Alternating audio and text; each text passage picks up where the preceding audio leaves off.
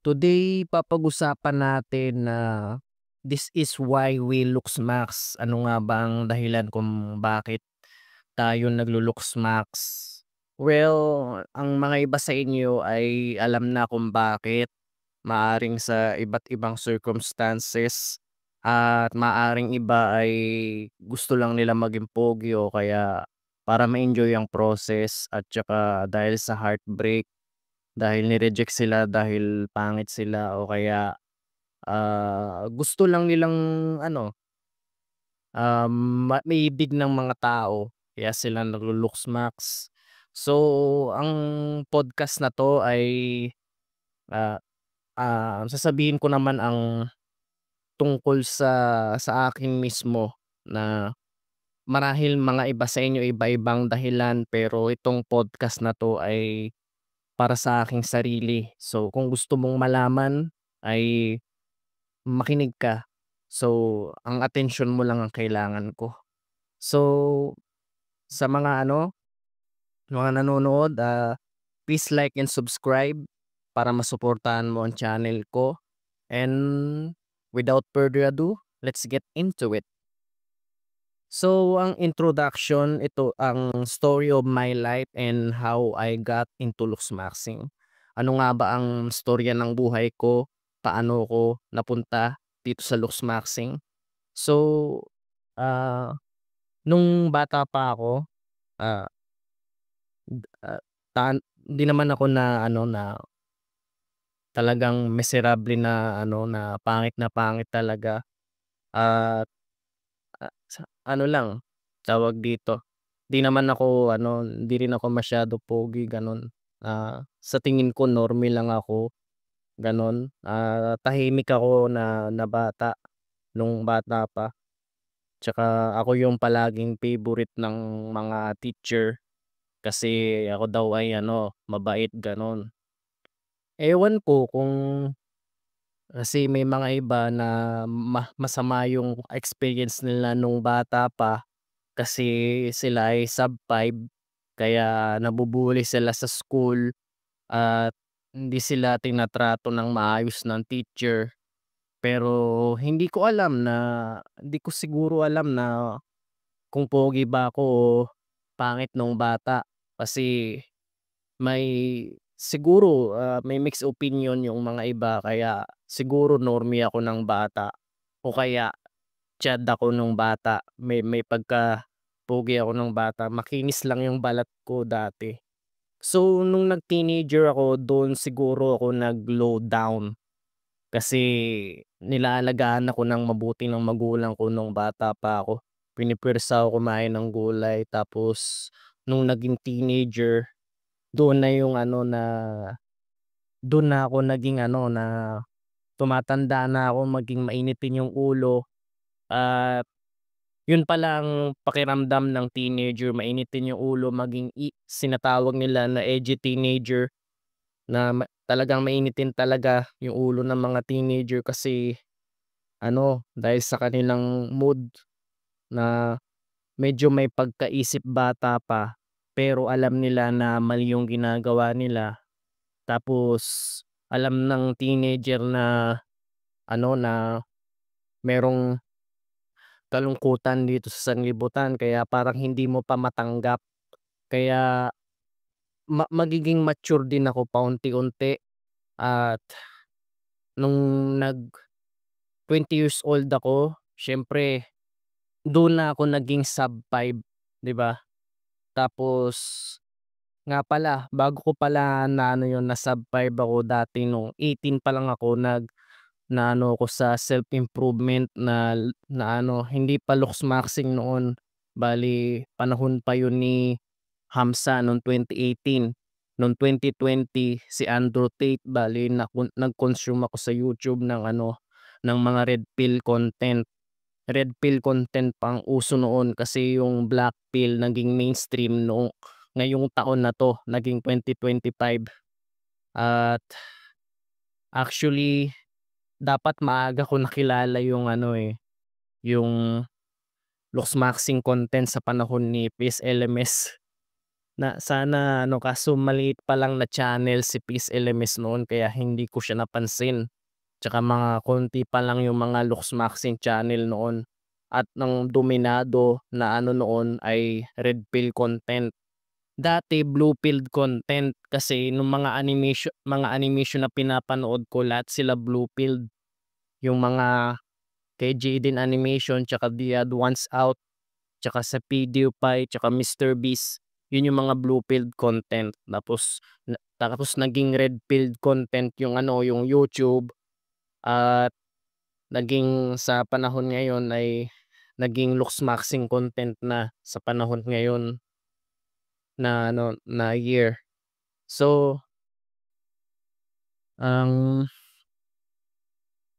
at, ah, ako yung na ano, na-stay sa internet at, ah, ginagawa ko din yung mga payo nila pero nung 20 years old ako, naanib ako sa MCGI ta's nalaman ko na, yung payo ng tao ay walang kabuluhan. Yung payo ng Diyos yung mas mabisa pa rin talaga. Pinakamabisa ay ang payo ng Diyos na utos ng Diyos na gawan mo ng mabuti ang kapwa para alagaan mo sarili mo at yung mga budhi na mabuti na sinasabi ng mga YouTubers, yun yung naa-agree ako kasi diwa naman ng Kristiyano na alagaan yung sarili kaya yung mga YouTubers naman, may mga nasasabi rin silang mali na kapag ano, mambabae ka ng mambabae, lahat ng babae masama katulad ng sinabi ni Andrew Tate pero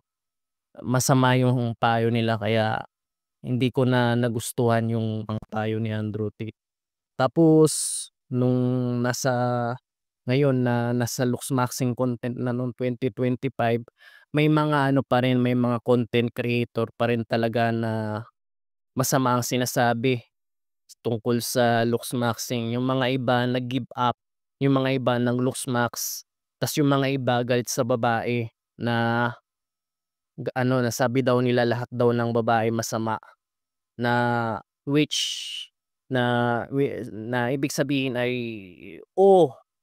talagang masama ang babae. May masamang babae pero hindi lahat ng babae. Meron din namang mabuting babae kahit di nila alam yung aral ng Diyos at hindi sila kaanib sa MCJ, tagalabas alam pa rin nila ang budhi na wag kang magtaksil sa asawa, wag kang mangalunya. May mga gano'n pa ring babae na nag-e-exist hanggang ngayon. Yung mga bad experience lang ng mga ano, Luxmaxers tsaka mga black pillers ay masamang babae ang na-encounter nila kaya naging miserable ang buhay nila kaya galit sila sa babae. So, ah, so ang yun na naano ko dito sa Luxmaxing content simula nung 2024, oo. Bale 1 year na ako naglu-Luxmaxing. So ano bago ko napansin yung Luxmaxing content ay una ay medyo ko ano, ah, may crush ako dati nung sa MCGI bale nung Members Church of God bale lahat kami nagbabanal, choir gano'n. Siyempre hindi man maiwasan tao pa rin ako nagkakasala, nagkakagusto at may crush ako na ni-reject ako tapos ni-research ko kung bakit ako ni-reject, ano naman, ginawa ko naman yung mga payo ng mga red pill YouTubers, halos hindi ko gumana yung payo nila maniwala ka. Naki-cringe ako sa mga ano, ginagawa ko ngayon na wag mo daw ano, pansinin, wag ka daw mag-reply ng mabilis tapos ano, mga gano'n na payo na, hindi mabisa, gano'n. Mga mind games, mga manipulation ng mga red pill, mga game, gano'n, yung pero hindi gumana na tapos nung na-reject ako ni-research ko ng ni-research tapos napanood ko yung ano, yung compilation ng ano, ewan ko ba inaano yata ako, ini-stalk yata ako ng cellphone ko, alam ng cellphone ko na ni-reject ako ng crush ko ta's ni-recommend niya yung gano'n na content. Kaya hindi ka maba-blackpilled talaga hangga't hindi ka nare-reject ng crush mo. Kaya yun ano ako sa blackpill content, napanood ko yung ano, yung PSL God versus Friendzone Normie na ano ni-reject nila yung ano, yung mga pangit na lalaki tapos yung mga poging lalaki hindi na rin nare-reject. Tapos na-relate ako dun sa ano na yun, na siguro ni-reject ako kasi pangit ako kasi pagkatapos ko mag-looks max, ano, yung crush ko dati mas matanda sa'kin, nung pagkatapos ko mag-looks max may nagkakagusto din na mas matanda sa'kin kaya oo, hindi naman ano pala, hindi naman pala ako ni-reject dahil sa age o kaya hindi handa gano'n.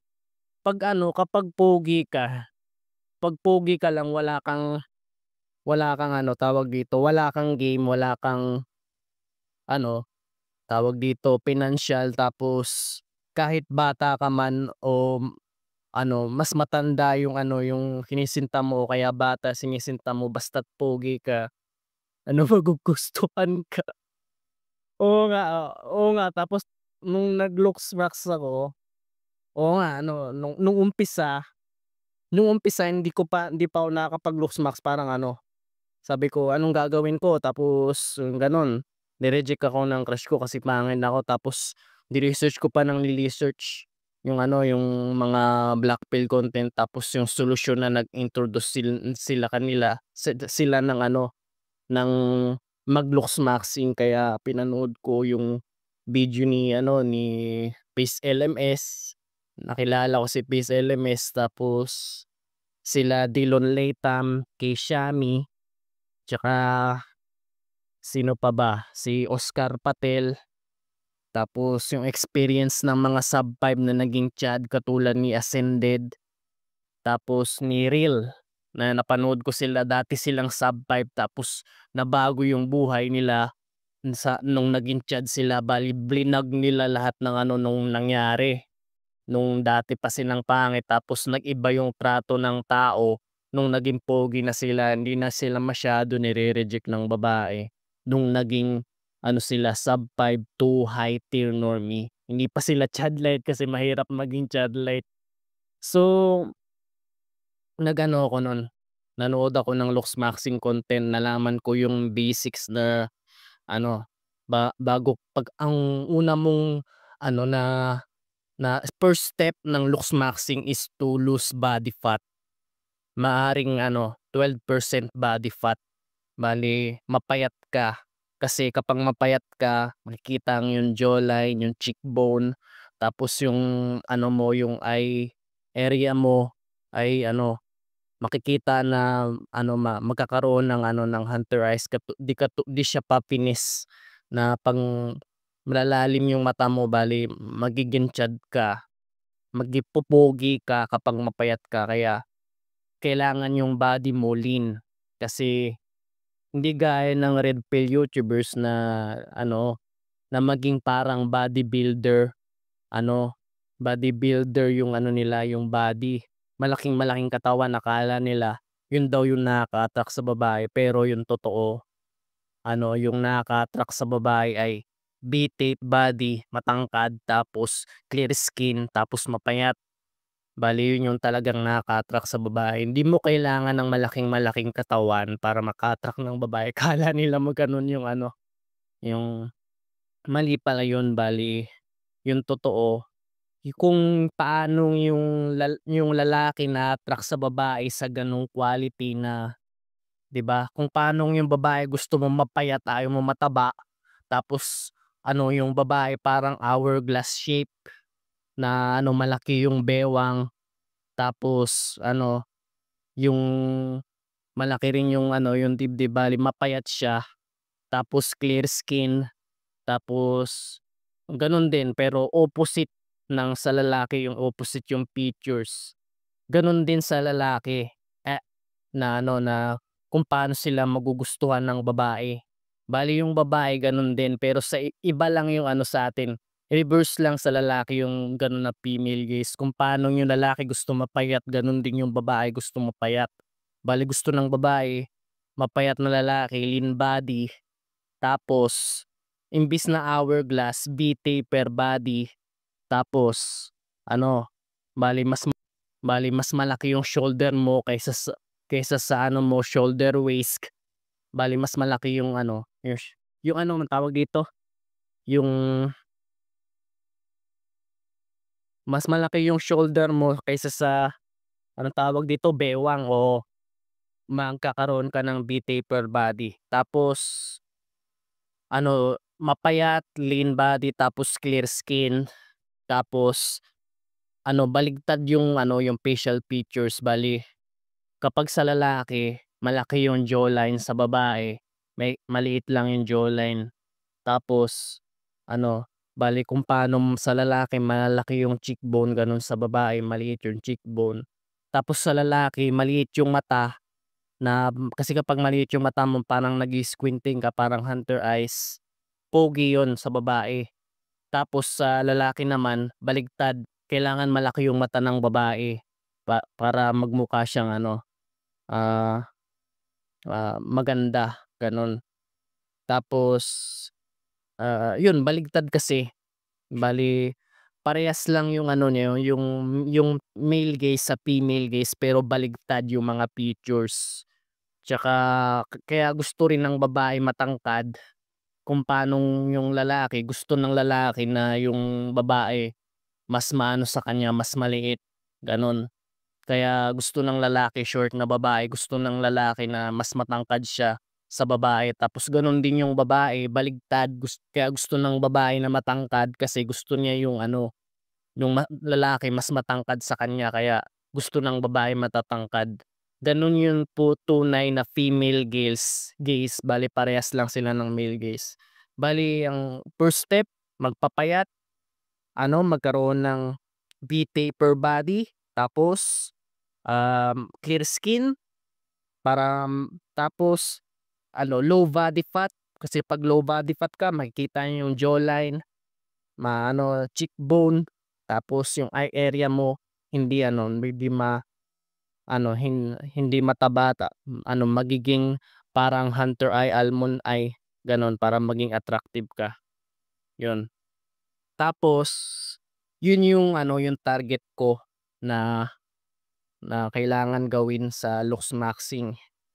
So, kailangan natin mag-looks max ng parang nakadepende yung buhay natin doon na ano, kasi ang mga tao ay visual creatures.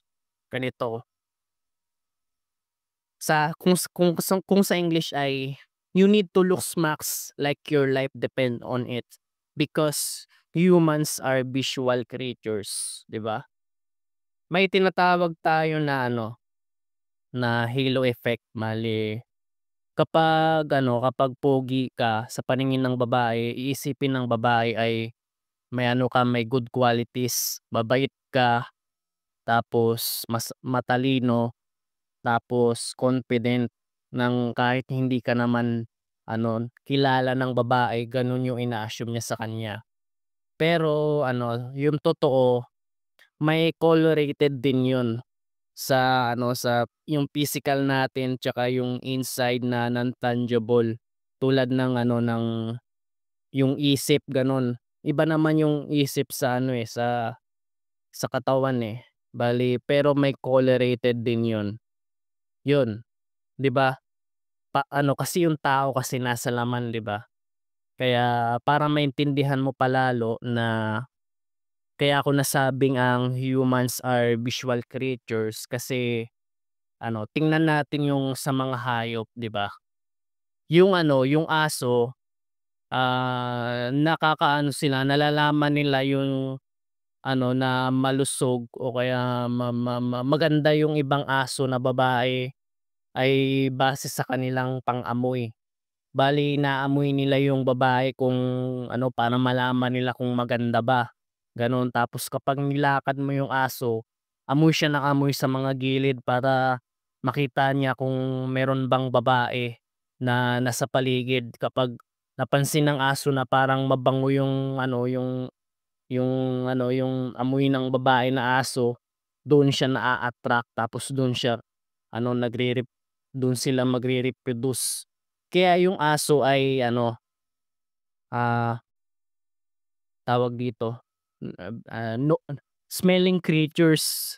Bale bale tinitingnan nila yung mga bagay base sa pang-amoy at hinahatulan nila yung mga bagay base sa pang-amoy. Kaya tapos yung same din sa sa butterfly. 'Pag naghahanap sila ng mates, yung mga babaeng butterfly tinitingnan nila sa butterfly na lalaki kung symmetrical ba yung pakpak. Bale ang ganda ng pakpak ng butterfly, may iba't ibang kulay mga gano'n. 'Pag nakita ng babaeng butterfly na maganda yung pakpak, symmetrical, tapos makulay yung pakpak ng lalaki, dun papayag yung babae na makipag-mate sa lalaking yun para mag-reproduce ng mga magagandang kulay na mga butterfly. At ano pa bang example ko, yung katulad sa peacock, 'di ba? Yung peacock naman pinapakita ng lalaki yung feathers niya na tinitingnan ng babae, yun yung paraon ng panliligaw ng lalaking peacock sa babaeng peacock. Pinapakita ng lalaki yung feathers niya na malaki yung feathers tapos magaganda, maraming kulay. Para magustuhan ng babae, para mag-reproduce sa kanya, para dumami yung mga lahing ng peacock na magaganda yung lahi. So, sa atin naman ng mga tao gano'n din. Pero sa ating mga tao, we are visual creatures. Tinatawag nito na masamang pita ng mata. Bale gusto natin makakita ng mga bagay na kamangha-mangha kasi tao tayo, gusto nating magliwaliw, pumunta sa iba't ibang lugar, 'yun. So tayo, visual creatures tayong mga tao. Kaya ang gawin mo ay mag-looksmax para mapalugod sa tao kasi ang looksmaxing ay health maxing, tsaka health indication yung yung nakikita nilang visual na ng mga babae sa lalaki. Health indication yun. Kunyari, yung clear skin, health indication yun na malinis yung dugo mo, kumakain ka ng healthy, tapos wala kang stress, tapos wala kang sakit sa mental health. Kaya yung nakikita kasi sa skin na kung may sakit ka kapag magagalitin kang tao, marami kang tigyawat, tsaka yung galit ay nagpapasakit sa tao. Yun yung health indication ng clear skin. Ganon din yung yung sa lalaki na 'pag nakita ng babae na lalaki, sa lalaki na malago yung buhok, ibig sabihin yung health indication ng malagong buhok ay wala siyang stress, yung inflammation niya malinis yung dugo niya, wala siyang inflammation. Kasi yung inflammation nagpapakalbo sa lalaki na na tapos na hindi siya stress kasi gano'n din magagalitin din gano'n kaya hindi siya kalbo. Kaya hindi na kaya tinitingnan ng babae na hindi ka dapat kalbo kapag naglo-looksmaxing ka. Gano'n din sa healthy indication na may B taper body ka, tapos lean body ka.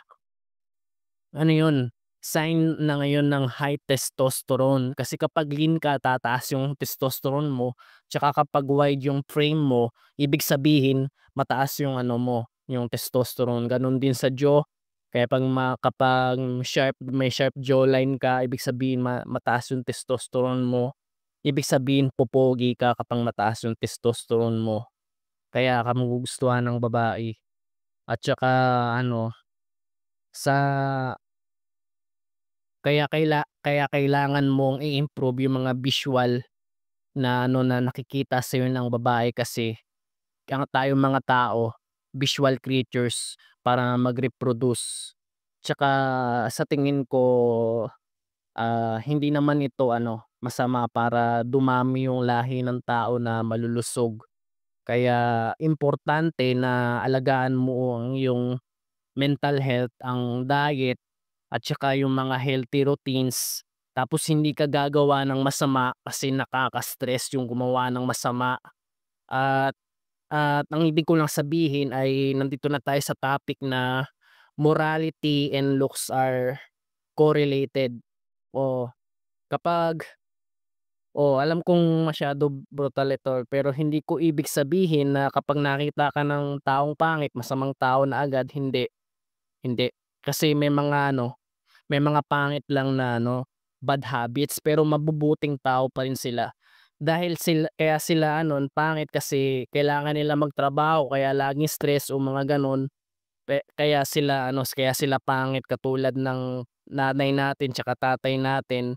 Hindi sila masama, mabubuting tao pa rin sila. Pero yung looks tsaka morality ay correlated pa rin kasi kailangan mong alagaan ang sarili mo para ma-perceive ka na na mabuti, 'di ba? Gano'n din sa trabaho. Kailangan presentable ka, ipakita mo na ginagawa mo yung ginagawa mo, 'di ba? Kaya ipakita mo na healthy ka, na sa employee mo na malusog ka para maging qualify ka sa trabaho. Kasi kapag malusog ka magmumukha kang pogi, 'di ba? Kasi hindi ka flexible kapag 'di ba? Kaya, hindi naman ibig sabihin na magtatangi ka ng tao kapag ganito, yung stereotyping mga gano'n. Hindi, kailangan maging ka rin, maging realidad ka rin. May mga iba't ibang factors bakit pangit ang tao pero ano, meron kasi na bakit gano'n may mga pogi na na masamang tao ng bababae ginagamit yung kapugian nila pero, yung totoo masaya sila sa paggawa ng masama, gano'n lang 'yan. Gano'n lang yung ibig kong sabihin. Kaya para hindi ka mabagabag. Kaya 'pag nagawa sila ng masama hindi sila nakokontento. Kaya kahit manood pa sila ng manood ng corn tapos tawag dito, wala silang bisyo 'di ba? Wala silang bisyo kasi nakakasama. Hindi sila nakokonsensya. Kahit naman babae-babae pa sila bakit kasi hindi sila nakokonsensya. Hindi katulad ng ng pogi at mabait na maka-Diyos nakokonsensya kaya sila pumapangit. Tas yung naman yung in the other perspective may mga pogi na masama ng babae ginagamit yung kapugian kaya sila pogi. Kasi yung hormones nila masaya sa paggawa ng ng masama. Kaya bumuboto yung hormones nila kasi yung hormones natin mga tao kapag masaya ka sa ginagawa mo lalo kang popogi. Yun yung problema, 'di ba? Hindi na natural, 'di ba? You're supposed to be good, 'di ba? Yun yung budhing malinis bale gumawa ka ng mabuti gaganda yung mood mo, tumulong ka sa kapwa gaganda yung mood mo, popogi ka nagiging maamo yung mukha mo, 'di ba? Kaya mukhang maamo yung mukha mo. Kaya sabi sa'kin ng ng kaibigan ko, sabi ko sa kanya, "Ba't mo ako kinakaibigan?" Kasi yung mukha mo mukhang maamo, kaya kita kinakaibigan, eh. Bale gumana yung yung halo effect sa kanya, 'di ba? Kasi merong tinatawag na na dark triad at light triad, 'di ba? Kung morality and looks are in correlated kung sasabihin mo, base base sa pagkakaintindi ko dito, yung light triad yung mga mga poging mababait, tas yung dark triad yung mga masasamang tao na mga pogi. 'Di ba, masamang tao sila pero pogi sila. Katulad ni ni Richard Ramirez tsaka Jeremy Mix, dark triad sila. Tapos yung mga pogi na na mababait, katulad ni sino bang pogi na mababait, Henry Cavill, tapos si Matt Bomer, sila nasa light triad sila. Pero hindi ibig sabihin na gano'n na mababait sila na tao. Ayaw nila mangbabae, isa lang yung asawa nila, kaya ano, kaya pogi sila. At saka yung mga iba ng babae ng mababae masaya sila. Kaya kung ikaw ay light triad or dark triad man, wala akong pake bro, kung ano man yung ano mo. Kasi hindi ko rin naman kita maihikayat na mapunta sa mabuti at ayoko ring maging masama, 'di ba? May mga Luxmaxer na light triad tsaka dark triad. May mga Luxmaxer na naniniwala sa Diyos, may mga Luxmaxer na hindi naniniwala sa Diyos. Kaya I'm sorry, 'di tayo magkakasundo kung ano ka, dark triad ka, masamang tao. Kasi ako nasa light triad ako. Kaya, ano, bale ano lang dito, makipagkapayapaan. Pero para sa akin, gumawa ka ng mabuti. Kung gusto mo talagang gumawa ng mabuti, gagamitin mo yung looksmaxing para sa isang asawa lang na tapat sa'yo, mahal na mahal sa'yo, mahal na mahal ka kasi pogi ka, mga gano'n. Tapos ibang pang qualities, magbuti ang loob mo. So go, maging light triad ka. At saka kung dark triad ka, kung gusto mong gamitin ang looksmaxing sa pambababae, ikaw ang bahala. Kalayaan mo 'yan. Binigyan tayo ng Diyos ng kalayaan na pumili ng mabuti at masama. Pero yung Diyos ay recommendation pa rin niya na gumawa ka ng mabuti. Recommendation niya pa rin na piliin mo ang mabuti. So, yung Kaleidoscope song na "We Are Different, God Made Us." So, ito yung song na ano, na song ni ano, ni Francis M. na, ano nga yung ano 'no, ti "Every color, every hue is represented by me and you. Take a smile and a slow, take a look in the kaleidoscope." Ewan ko kung mali ba yung lyrics, pero ang ayon sa Kaleidoscope song na yun ay kahit na anumang lahi natin, kung pangit man o pogi, ay tao pa rin tayo, iisa na lilikha ng Diyos, 'di ba? Kaya huwag kang magtatangi ng tao, 'di ba? Kung maitim man o maputi, kasi mayroong maitim na ano na maganda, may maitim na pogi, tas may pogi na maputi, may pangit na maputi, 'di ba? Parehas tao pa rin 'yun, 'di ba? Meron akong kalokal na ano, na negra siya pero maganda, 'di ba? Ang kagandahan ako sa kanya. So, ano, pero kaibigan ko siya, pero na-attract ako sa kanya, pero ayaw ko siya na ano, na ligawan. Gusto ko lang siya, pero kailangan isa lang yung asawa, eh, 'di ba? Pero maganda pa rin siya, gano'n. Kaya lang naman may racism kasi ano, kasi may pangit, 'di ba? Gano'n. Kaya hindi inaalagaan yung sarili, gano'n, pero may maganda pa rin, 'di ba? Huwag kang racist bro, tao pa rin 'yan. Huwag kang magtatangi ng tao kung nasa looksmaxing ka. Lahat tayo gawa ng Diyos, nilikha sa wangis ng larawan ng Diyos. Yung larawan na ibig sabihin nun, nilikha ka ng Diyos para maging matuwid. Yung pagiging matuwid, yun yung mukha ng Diyos, 'di ba? Yung larawan ng Diyos ang matuwid, mabuti. Kaya kapag mabuti kang tao, maka-Diyos ka, tapos sumusunod ka sa Diyos, mabuti ka gaya ng Diyos, kaya yun yung ibig sabihin ng ano, ng true Adam na sinasabi nila. Kaya yun yung hindi naunawa ng tagalabas na Luxmaxer. So, nasa ano na tayo, ito yung ano, what you can control at it is what it is. Kung ano talaga, hindi kung yung makokontrol mo lang yung mag-lose ng fat, mag-build ng muscle, tapos maging clear skin, at saka yung mga ibang features di mo na makontrol, tulad ng hindi ka gusto ng crush mo kasi dahil sa mga iba't ibang dahilan, it is what it is. Kung reject ka, ano, wag mong damdamin yun, yun na talaga yun, yun na talaga yun. May iba na siyang gusto, mag-move on ka na, 'di ba?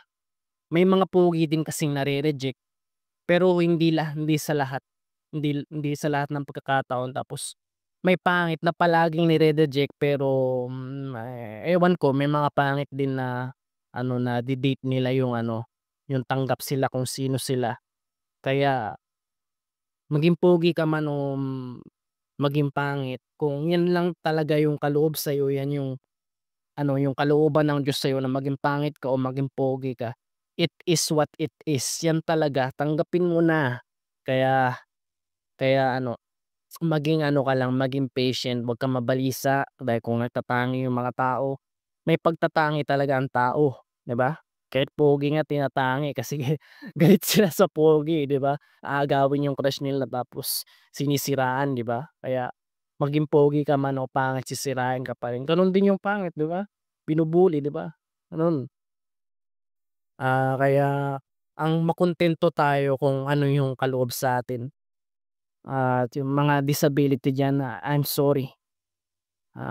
Pinaka kasi ng pangit, I'm sorry, ako na magso-sorry sa inyo, kung mahingi ng pasensya sa inyo. Alam ko yung nararamdaman niyo, may simpatya ako sa inyo kasi may mga dwarfism, may mga pinanganak na disable, mga ADHD, mga may mental health problems. I'm so sorry kasi, ah, naawa lang ako sa inyo. It is what it is. Humanap ka ng ibang purpose na hindi lang sa pag-aasawa kasi yung mga babae nagtatangi, maniwala ka. Ibang purpose, maaaring yung career mo, sa mga iba 'pag ano, paglalaro ng video games o kaya pag-e-exercise, o kaya ano mang hilig mo, art, mga gano'n. Ano mo lang, alisin mo lang yung babae, meron pang ibang ano, opportunities para maano mo yung mga purpose ng buhay, bakit kailangan mo mabuhay. Kasi may mga iba na wala yung babaeng gano'n, magpapakamatay na, hindi, meron pang iba na kailangan ka ng magulang mo, kung pinagpahinga ng magulang mo, kailangan ka ng mga kaibigan mo, hindi ka nag-iisa, hindi. Tapos eto yung enjoy looks maxing, enjoy life problems, like, there are pro enjoy problems, like problems there are, ah, you need to solve problems. Ano ba 'to, mali yung grammar ko sa ano, enjoy looks maxing, 'di ba?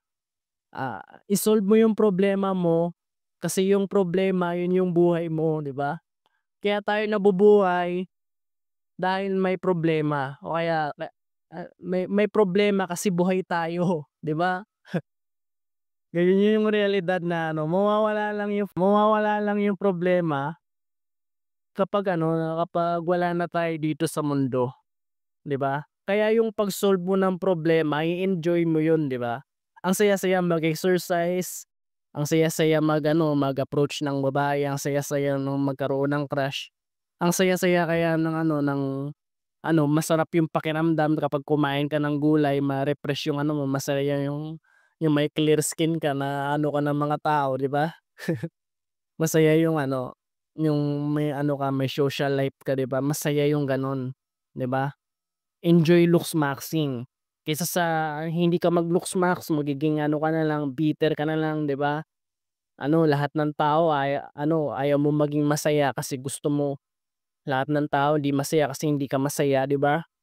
Oh, enjoy life lang, 'di ba, kapag naglo-looks maxing. Huwag mong didibdibin na sasabihin ng iba, ano, anong pake ko kung pangit pangit ako, Diyos ng Diyos ang lumikha sa akin. Ayaw mo sa'kin, 'di mo gusto yung nilikha ng Diyos, gano'n. Ibig sabihin, hindi ka maka-Diyos, diwa ng santas yun, yung ano, yung mangtatangi ka ng tao, 'di ba? Kaya maniwala ka sa Diyos, believe in God, wherever you die alone or not, 'di ba? Kasi mahirap din naman mapalugod yung tao, 'di ba? Anyway, kung yung babae mahirap mapalugod, maniwala ka. Gusto niyan pogi, 'di ba? Pero hindi lahat ng babae gano'n. o yung mga iba hindi nire-reject ka sa mga ibang circumstances. Kasi nagtatangi yung mga tao, may hinahanap sila sa sarili nila na inaano nila, hinahanap nila sa iba, 'di ba? Pero nung hindi nila nahanap yung sarili nila sa iba, nadi-disappoint sila, nagagalit kaya ayaw ka nila. Kaya kapag na-reject ka, hindi ikaw yung hindi sila yung nawala sa'yo, bale hindi lang nila nahanap yung nasa kanila na nasa'yo, 'di ba? Kunyari pagiging pogi, gusto nila pogi kasi maganda sila, gano'n. Hayaan mo na 'yun, 'di ba? Gano'n lang 'yun. It is what it is. Kung mamatay ka man na ano, na single, 'wag mong katatakutan kaysa sa mamatay ka ng ano, na hindi. Kasi kunyari mamatay ka ng ano, ng may pamilya, 'di ba, nagkaroon ka ng sakit, maiiwan mo yung asawa mo, mga anak, eh, di iisipin mo sa sarili mo ayaw mo pang mamatay kasi lilingapin mo pa sila. Nag-aalala ka sa asawa mo na kapag mamatay ka, kapag nag-asawa ng iba, makapag-asawa ng masama, aabusuhin yung mga anak, 'di ba? It's better na maging single ka, 'di ba? Kapag single ka, wala na mga ano sa'yo, eh, na malulungkot sa'yo, eh, 'di ba? Kunyari yung masasaktan mo pa yung asawa mo kapag may asawa ka, eh, mamamatay ka na kunyari, 'di ba? Iyak ng iyak yung asawa asawa mo kasi mahal na mahal ka, ayaw ka niyang mawala, 'di ba? Basta 'di ba, isipin mo na nga yung gano'n, 'di ba? Magsa-suffer lang yung asawa mo, iyak na naawa ka, 'di ba? Eh, kinukuha ka na ng Diyos, 'di ba? Kaya ano, hindi rin masama yung pagiging single na mamatay ka mag-isa kasi mas matutulungan mo yung babae, yung crush mo na mahal mo kahit hindi naging kayo, lalo lang siyang masasaktan 'pag maging mag-asawa na kayo, 'di ba, kapag nawala ka, 'di ba? Kapag single ka, wala na walang ano, walang iiyak sa'yo, walang ano, ulila ka na, 'di ba? Eh, wala kang ano, cargo de konsyensya kaya hindi rin masama na maging single ka, mamatay ka mag-isa, 'wag mong katatakutan yon, may katwiran din yon. Kaysa hindi ka nga single, may asawa ka, mamatay ka lang, ano, malulungkot yung ano, yung mga nagmamahal sa'yo. Bilang pagmamahal sa kanila, ialis mo yung attachment mo sa kanila. 'Pag ano, kung gano'n yung perspective mo, kung gano'n kalawak yung isip mo na ano, na kailangan mo ring mamulat sa katotohanan na dito sa mundo lahat tayo mamamatay at kung iibig ka, masasaktan ka, yun yung realidad, 'di ba? Yung mga ibang tao hindi tumatanggap, eh, blue pilled pa rin sila, akala nila kapag nag-asawa sila happily ever after na hindi. Nasa realidad tayo nabuhay at ang realidad lahat tayo mamamatay, lahat ng tao may kapintasan, hindi tayo immortal, lahat tayo may kahinaan at lahat ng tao nagkakasala. Kaya, ah, ang tanging gawin mo lang ay yung pinaka-best na magagawa mo ay i-enjoy mo magmahal, gano'n, hangga't nandiyan pa yung magulang mo, yung crush mo o kaya asawa mo. Kung may asawa ka ngayon, i-enjoy mo magmahal. Tapos dumepende ka lang sa magagawa ng Diyos kapag naniniwala ka sa Diyos. Kasi kaming mga Kristiyano, alam namin na mamamatay kami, 'di ba? Eh, paano 'yan, eh, mamamatay din naman, eh, bakit pa maglu-lukso-max? Eh, yun nga, maiksi nga ang buhay pero kung maiksi nga ang buhay, why not enjoy the rest of it, 'di ba? Enjoy the rest of it kaysa ano, maging bitter ka na lang buong buhay mo ta's 'pag namatay ka maiimperno ka, hindi, hindi. Life's supposed to be fun, life supposed to be enjoyable kapag sumusunod ka sa Diyos, maniwala ka. Kaya tapos 'pag namatay ka dito sa lupa, maging single ka man o hindi, tanggap mo na na, ang Diyos yung bahala at yun yung greatest na pagmamahal sa sarili, yung ano, yung handa kang mag-sacrifice sa iba at ano, iiwasan mo rin yung umibig para hindi masaktan yung iba. May mga gano'n para gano'n kasi, Gano'n kasi kapag umibig ka, 'di ba? Para maging mabuti yung kalagayan, hindi ka nalang iibig, 'di ba? Para hindi masaktan yung iba, gano'n, gano'n. Gano'n yung tunay na pagmamahal, gano'n. Gano'n yung nararamdaman ng Diyos, paniniwala ko. Kaya kaya ako na-black-pilled na gano'n gano'n realidad ng buhay, oo, mamamatay tayo. Oo, mamamatay tayo lahat. Kaya maniwala ka sa Diyos na kaming Kristiyano bubuhayin kami ulit at, magiging habang-buhay din kami, wala ng babae, lalaki sa paraiso, wala ng kapintasan, yun yung paniniwala namin. Kaya hinihikayat ko na kayo na maniwala sa Diyos. Relihiyon ko pala ay MCGI, Members Church of God International. Kaya, ah, yun, maniwala ka sa Diyos at tapos na yung video na ito. Kaya huwag kalimutang mag-like and subscribe. Kaya humingi ako ng tawad sa mga na-offend ko sa sinabi ko. Tsaka, ah, looks marks to your potential. It's not over until you win your crush.